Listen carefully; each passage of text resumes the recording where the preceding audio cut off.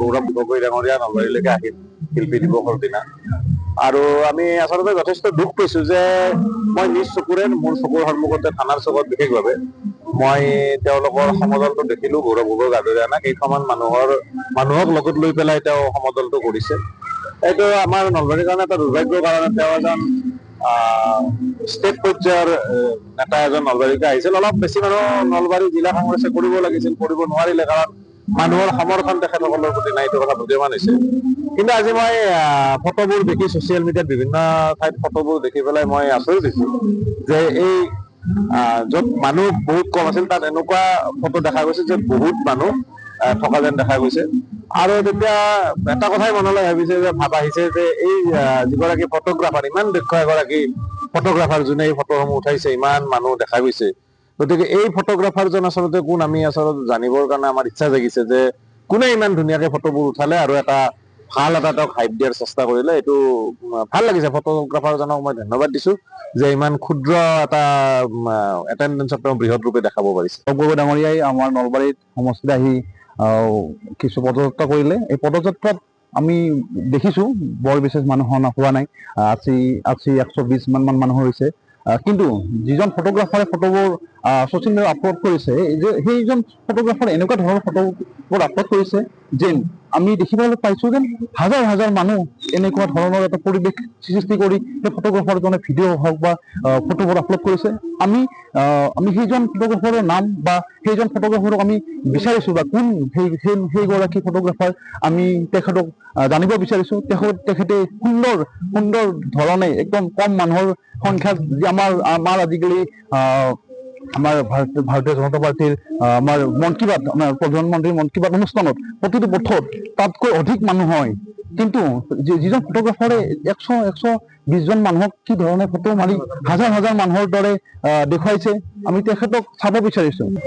নলবাৰী হৰি মন্দিৰত যেতিয়া গৌৰৱ গগৈ আহিছে, অশোক শৰ্মা ডাঙৰীয়াক অনাৰ কাৰণে তেওঁৰ সাহস ক'ত থাকিব, বা তেওঁ অহাৰ কাৰণে সাহস ক'ত থাকিব? সাহসটো তেওঁ নাই। আচলতে তেওঁ মন্দিৰক লৈ যিটো ৰাজনীতি কৰিছিল আমাৰ জয়ন্ত মল্ল বৰুৱা ডাঙৰীয়াৰ লগত, সেই ৰাজনীতিক লৈ তেওঁ এটা ভয় আছে ন, সেই ভয়টোৰ কাৰণে তেওঁ আহিবৰ কাৰণে তেওঁ সাহস নাইতো মন্দিৰলৈ আহিবৰ কাৰণে।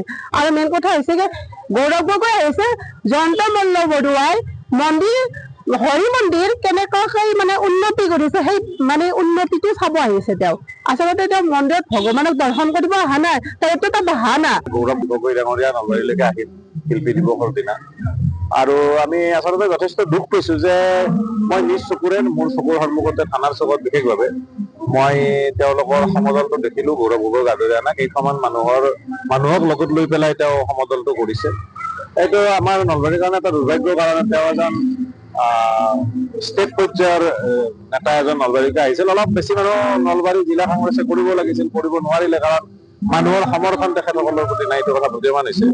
কিন্তু আজি মই ফটোবোৰ দেখি ছচিয়েল মিডিয়াত বিভিন্ন ঠাইত ফটোবোৰ দেখি পেলাই মই আচৰিত হৈছো যে এই য'ত মানুহ বহুত কম আছিল তাত এনেকুৱা ফটো দেখা গৈছে যে বহুত মানুহ থকা যেন দেখা গৈছে।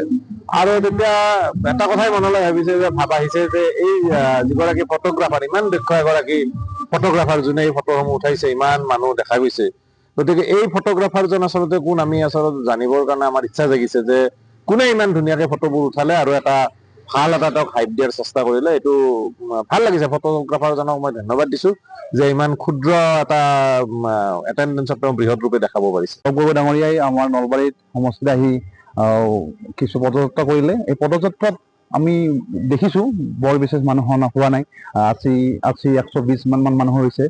কিন্তু যিজন ফটোগ্ৰাফাৰে ফটোবোৰ ছচিয়েল মিডিয়াত আপলোড কৰিছে, সেইজন ফটোগ্ৰাফাৰ এনেকুৱা ধৰণৰ ফটোবোৰ আপলোড কৰিছে যেন আমি দেখিবলৈ পাইছো যেন হাজাৰ হাজাৰ মানুহ এনেকুৱা ধৰণৰ এটা পৰিৱেশ সৃষ্টি কৰি সেই ফটোগ্ৰাফাৰজনে ভিডিঅ' হওক বা ফটোবোৰ আপলোড কৰিছে।